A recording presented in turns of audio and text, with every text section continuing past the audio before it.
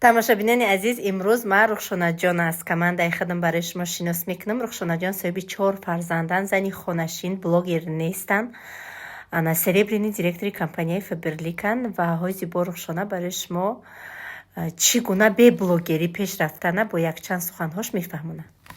салом алейкум апаҷоно хуарҷоно, ман Шоева Рухшона, серебряни директор дар компанияи Faberlic кор мекунам. Апаҷонои ман блогер нестам, мара иҷозат наметиҳанд мисол видео кунам, лекин ман тонистам ба 4 кӯдаки худам нигоҳ мекунам, хизмати шавҳарам мекунам, ҳамаи кора успеҳ мекунам.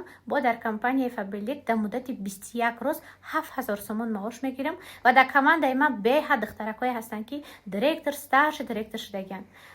И бигем сабаби асосӣ барои кор даромадани ман ин модари ман буд ки уборчиса кор мекарданд. Дар муддати 30 рӯз аз соати 5 саҳар рафта кор мекарданд, 400 сомон маош мегирифтанд.